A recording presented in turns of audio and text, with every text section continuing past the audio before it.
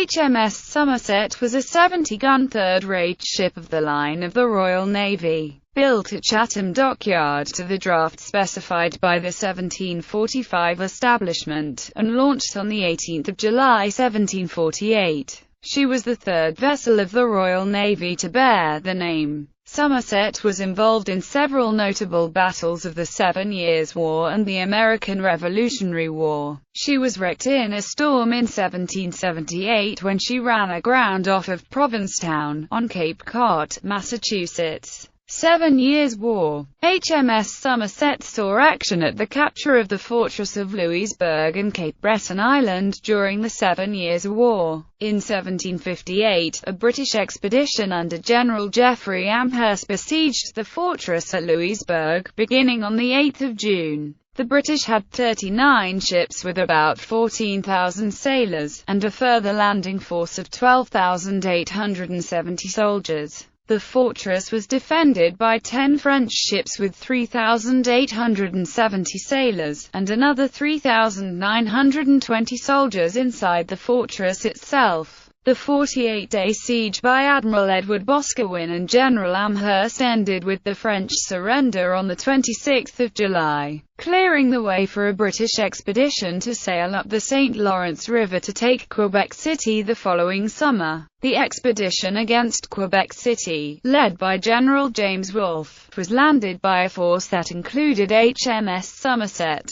The British were victorious at the Battle of the Plains of Abraham on 13 September 1759, giving Britain control of Canada and North America's Atlantic seaboard. American Revolutionary War. HMS Somerset went on to play a well-documented part in the American Revolutionary War, where she served from 1774 to 1776 and again from 1777 up until her loss in 1778. Battle of Lexington and Concord. Events might have unfolded differently on the night of 18 April 1775 had the duty watch of HMS Somerset been more alert. Paul Revere had set out that night to ride to Lexington to warn 2 prominent colonial leaders, Samuel Adams and John Hancock, that their lives might be in danger. Having departed Boston by rowboat across the Back Bay into Charlestown, he narrowly avoided being noticed by HMS Somerset,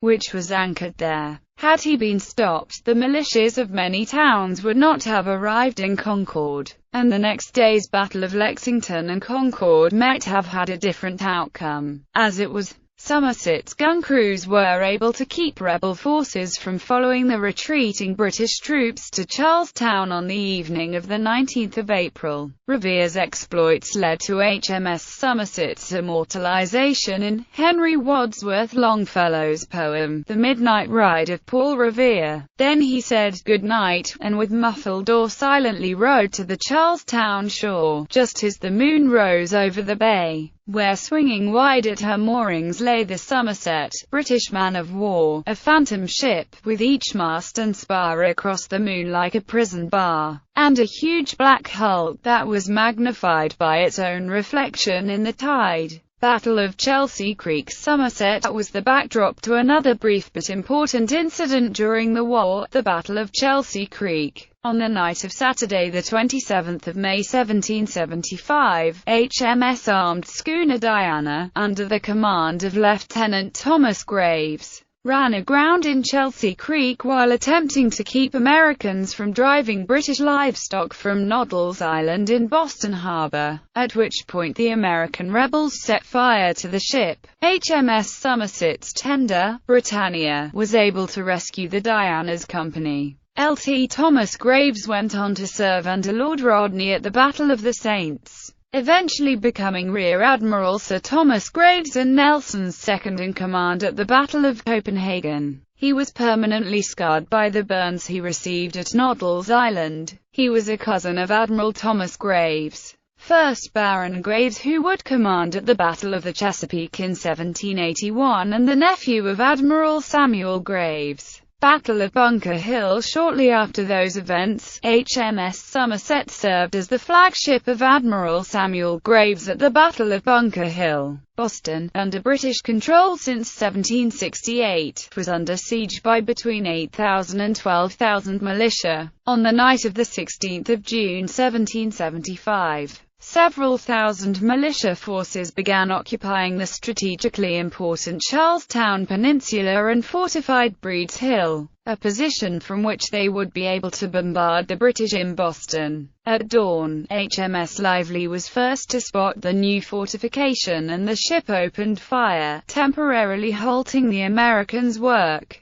Admiral Graves, in HMS Somerset, awoke to the sound of gunfire he hadn't ordered. He ordered it stopped, only to reverse his order when he saw the works. He ordered all 128 guns in the harbor to open fire on the American position. The broadsides proved largely ineffective, since the ships were unable to elevate their guns sufficiently to reach the hilltop. The position was eventually taken by British troops, ferried across the bay under protection of the Navy's guns, but at considerable loss. In the autumn of 1777, HMS Somerset took part in the siege of Fort Mifflin, in which the British successfully captured the river forts on the Delaware River. HMS Somerset's luck ran out at the end of 1778. She was battered by gales in August. While pursuing a French squadron, she ran aground in a 2 November 1778 gale on Peaked Hill Bars off Provincetown, Massachusetts. By the time the Somerset wrecked, Cape Codders had suffered greatly from the British blockade during the American Revolution. Commercial fishing and whaling were virtually shut down. Some local people engaged in privateering and smuggling along the coast, while others turned to the land for subsistence.